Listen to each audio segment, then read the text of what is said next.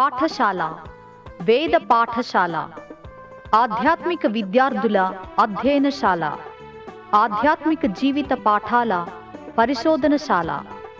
ఆది నుండి బైబిల్ క్లుప్త అధ్యయనానికి మరో సదవకాశం. ఆయా వ్యక్తుల జీవిత పాఠాలు నేర్చుకునే మరో సువర్ణవకాశం.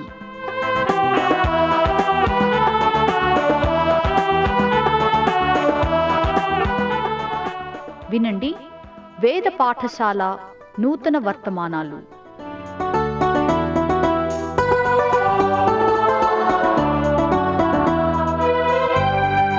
యావత్ బైబిల్ గ్రంథాన్ని గురించి తెలుసుకోవడానికి మిమ్మను ప్రేమపూర్వకంగా ఆహ్వానిస్తూ ఉన్నాను. ఒక్కొక్క పుస్తకంగా క్రొత్త నిబంధనలోని 27 పుస్తకాల నుండి 4 సువార్తలను ముగించి క్రొత్త నిబంధనలోని ఆది సంఘ చరిత్రను తెలియజేస్తున్న అపోస్తుల కార్యాలను ధ్యానిస్తూ ఉన్నాం. అపోస్తుల కార్యాలు అనే పేరును ఈ గ్రంథాన్ని రచించిన లూకా ఈ గ్రంథానికి పెట్టలేదు గాని ఈ గ్రంథాన్ని అనువాదం చేసిన అనువాదకులే అపోస్తుల కార్యాలనే పేరును దీనికిచ్చారు. అయితే ఈ గ్రంథంలోని అంశాల ఆధారంగా దీనికి సరిపోయినట్టి కొన్ని పేర్లు వేద పాఠశాల సూచించింది. అపోస్తుల కార్యాలు అని అనడంతో పాటు పునరుత్థాన ప్రభు కార్యాలు, పరిశుద్ధాత్మ కార్యాలు అనేవి ఈ గ్రంథానికి సరిగ్గా సరిపోతూ ఉన్నాయి. ఈ గ్రంథములో మనము ఎవరి గూర్చి అయితే చదువుతూ ఉన్నామో ఆయా వ్యక్తులు, విశ్వాసులు, అపోస్తులైన వారందరూ పరిశుద్ధాత్మచే నడిపించబడినందున పునరుత్థానుడైన ప్రభు వారిలో తన కార్యాలు జరిగించాడు గనుక పునరుత్థాన ప్రభు కార్యాలు అనే పేరు ఈ గ్రంథానికి సరిపోయింది. మరి ఒక విషయం ఏమిటంటే దీనిలోని పెంతుకోస్తు అనుభవాన్ని బట్టి పెంతుకోస్తు నమూనాలు అనే శీర్షిక కూడా దీనికి సరిపోతుంది. పెంతుకోస్తు అనుభవం సంఘ ఉద్దేశముతో సంబంధం కలిగి ఉందని 4 సువార్తల చివరలోని గొప్ప ఆజ్ఞ పెంతుకోస్తు ఉద్దేశమయుంది.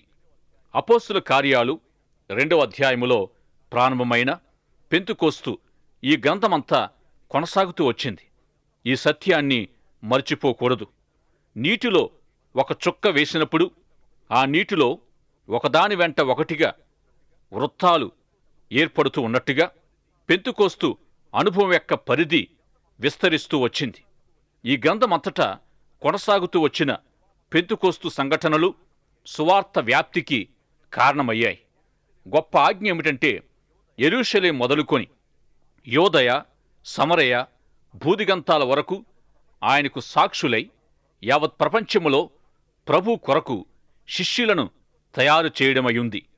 పెంతుకోస్తు దినాన్న యెరూషలేములో ప్రారంభమైన గొప్ప ఆజ్ఞ నెరవేర్పు సమరయ, అన్యజనుల పరిధిని కూడా తాకింది. అపోస్తుల కార్యాలు 10వ అధ్యాయములో పేతురు కొర్నేలింటికి వెళ్ళినప్పుడు పెంతుకోస్తు అనుభవం కలిగింది.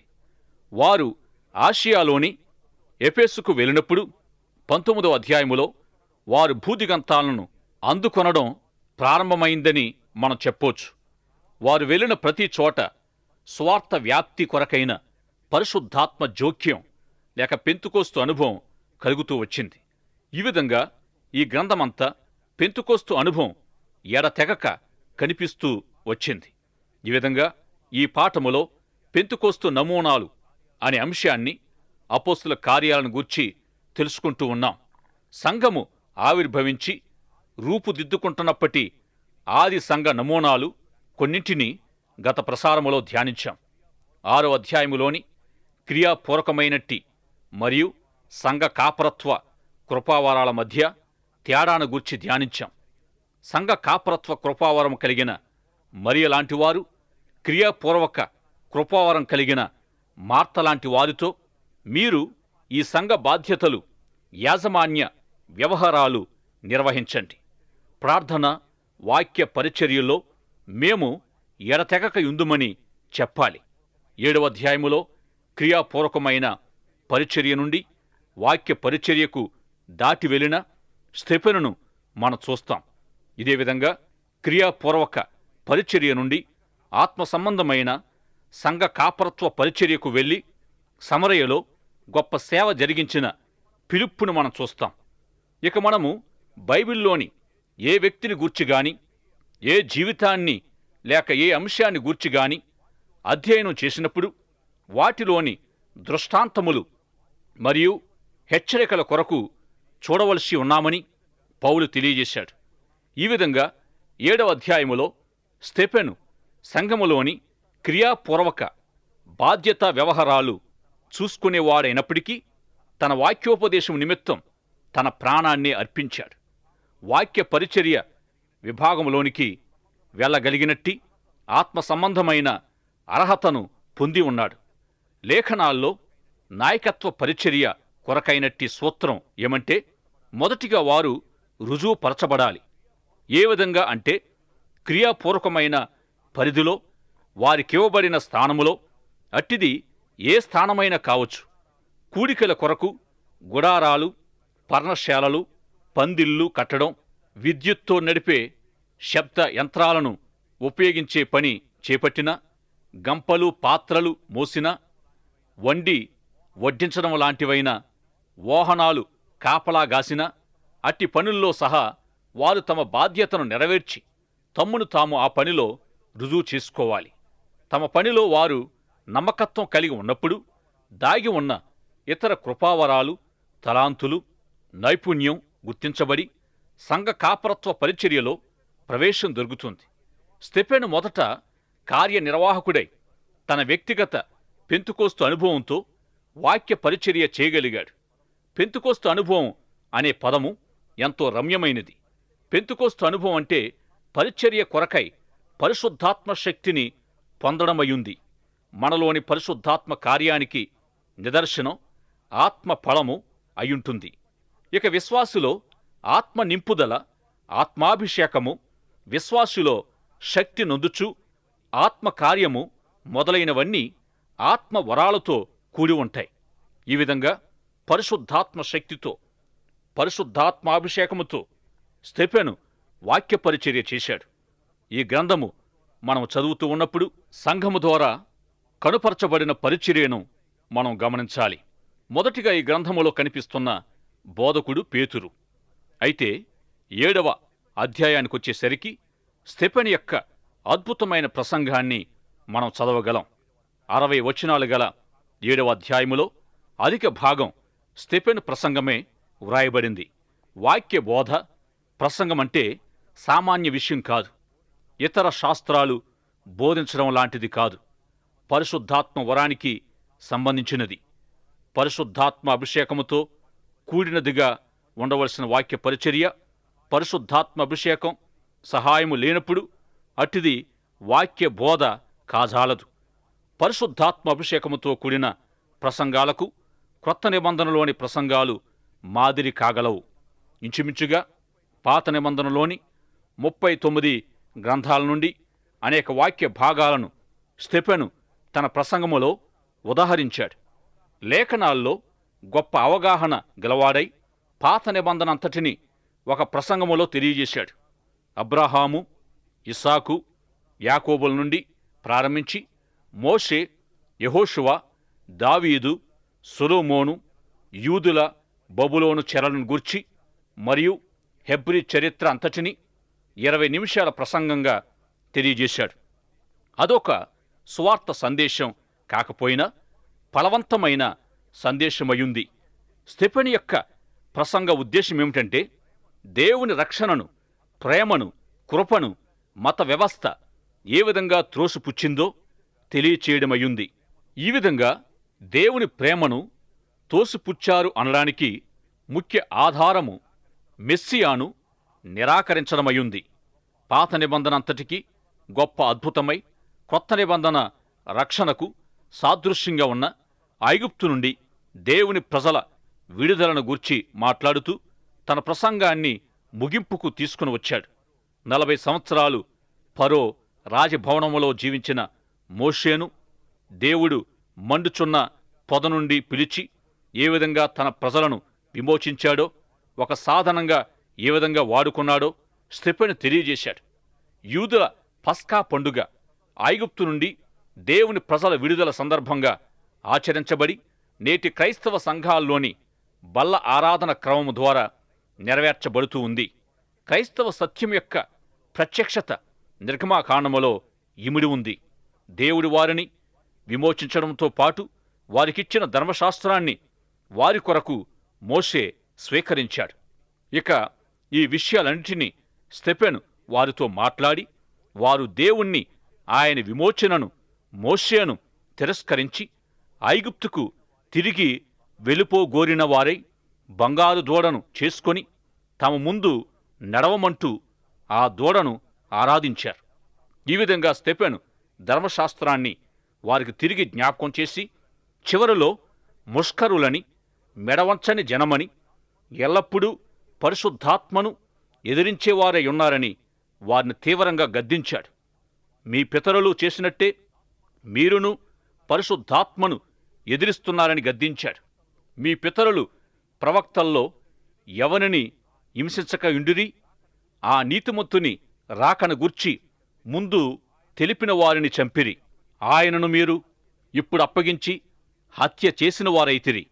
దేవదూతల ద్వారా నియమింపబడిన ధర్మశాస్త్రమును మీరు పొందితిరి గాని దానిని గైకొనలేదని చెప్పాను.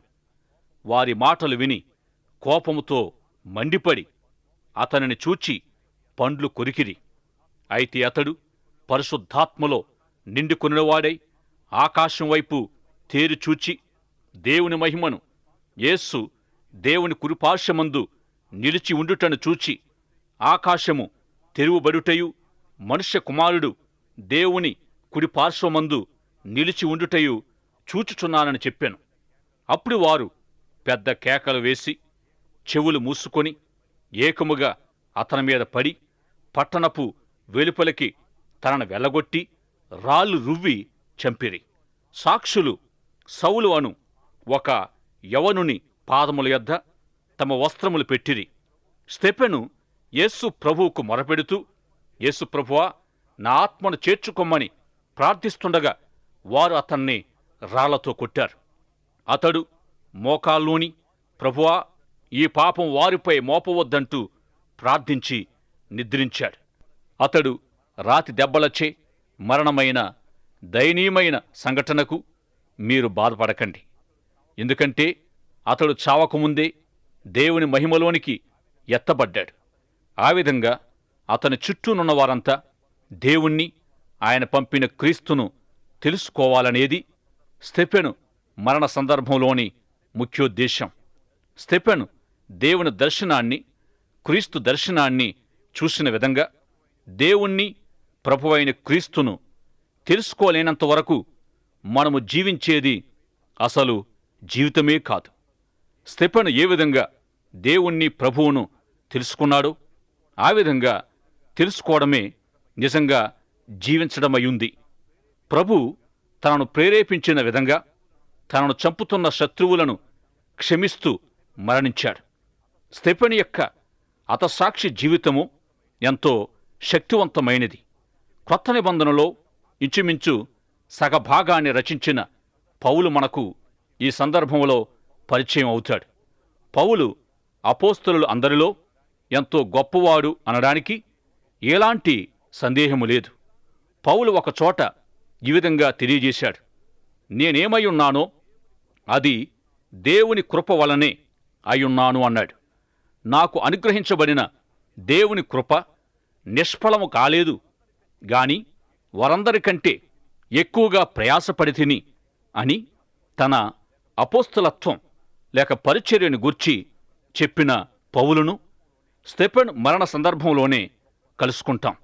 గొప్ప రచయిత, బోధకుడు, సంఘ కాపరి అయిన పౌలు స్టెఫెను మరణానికి సాక్షిగా ఉన్నాడు.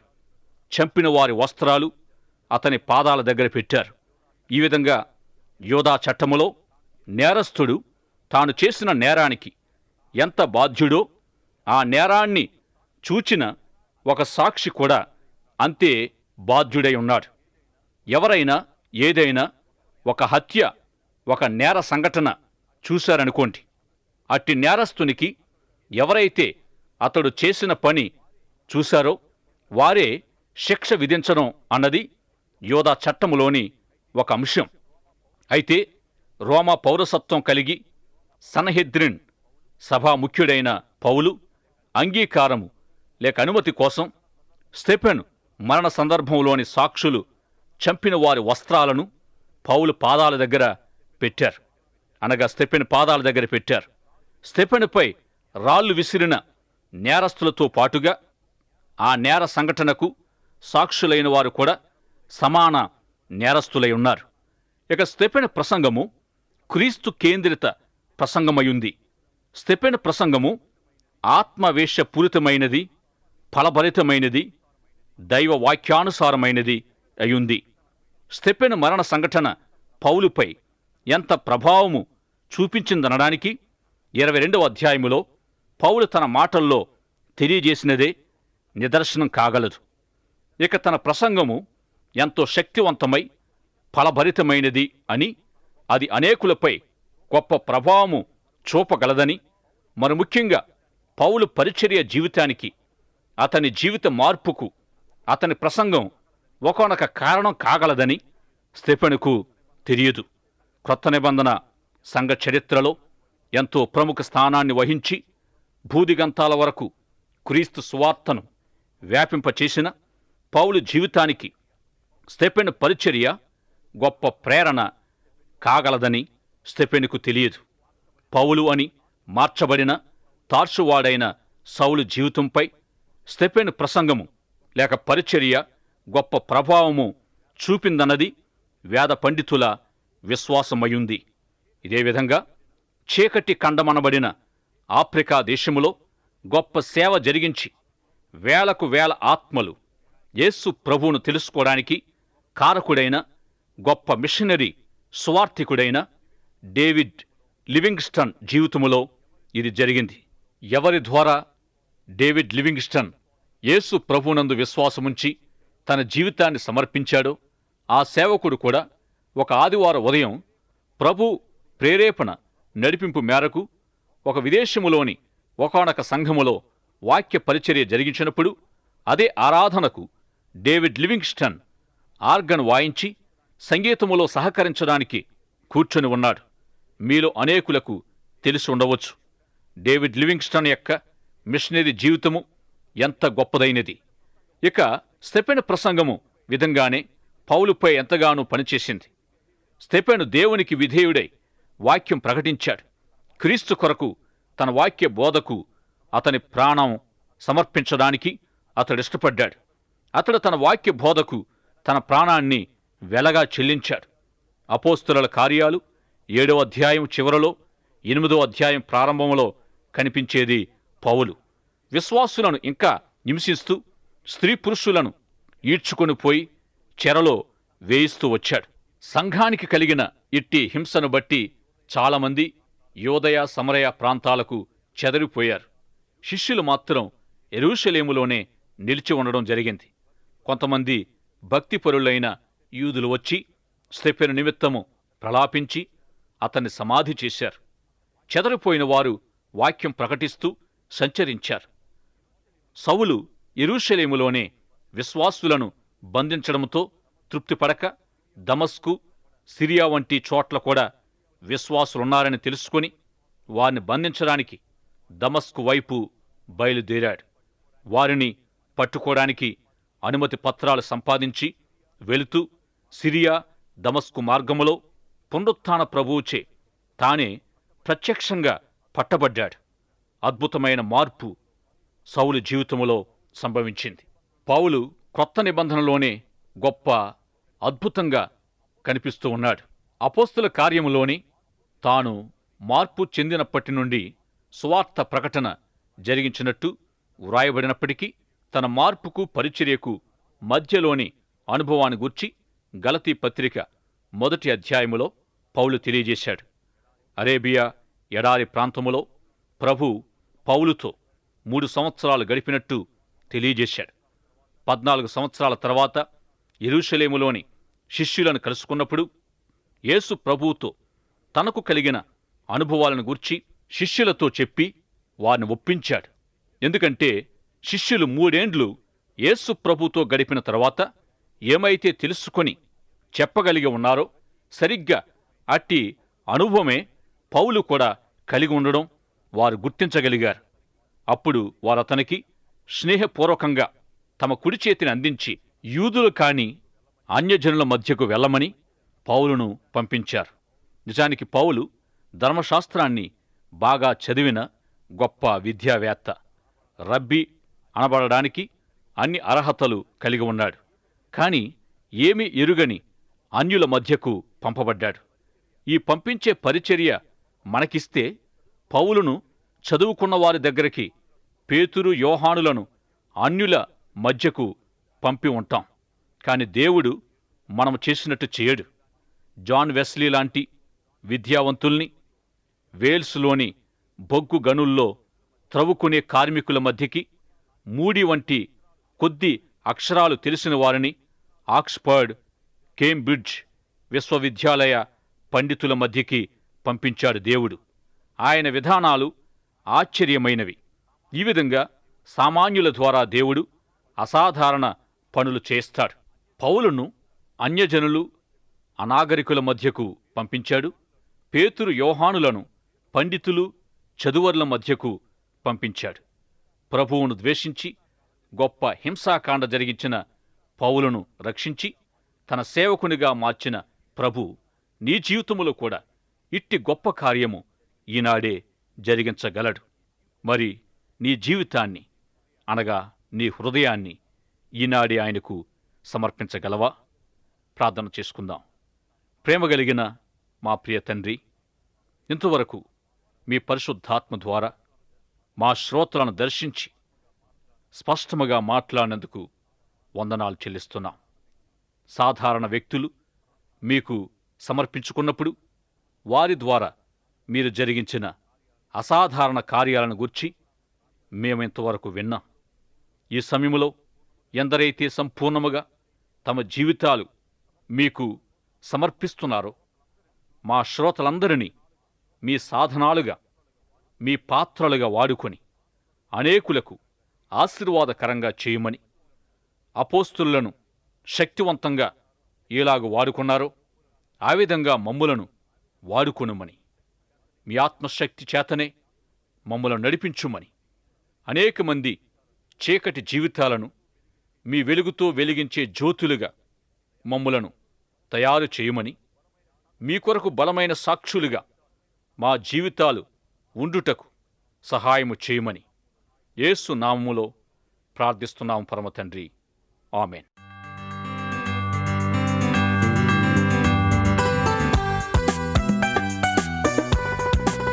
ఈనాటి తరగతిలో మీరు వింటున్న ఆధ్యాత్మిక పాఠాలు మీ వ్యక్తిగత, కుటుంబ జీవితాలకు ఎంతో సహాయపడగలవని ఆశిస్తున్నాం. ఈ పాఠాల ద్వారా మీరు పొందుచున్న ఆత్మీయ మేలులు, ఆశీర్వాదాలు మాకు తప్పక తెలియచేయండి. నేటి పాఠంలో మీకు ఏ విధమైన సందేహాలు, ఇంకా అర్థం కాని విషయాలున్నా వెంటనే మాకు వ్రాయండి. ఈ సందేశాలు మరింత సులభంగా అర్థం చేసుకోవడానికి సహాయకరంగా ఉండుటకు ఒక ఉచిత బైబిల్ గైడు మీకు పంపించగలం. మా చిరునామా: వేద పాఠశాల, రేడియో విశ్వవాణి, తపాలా సంచి 4, సికింద్రాబాద్ 500017. మా ఈమెయిల్ ఐడి telugu@radio882.com.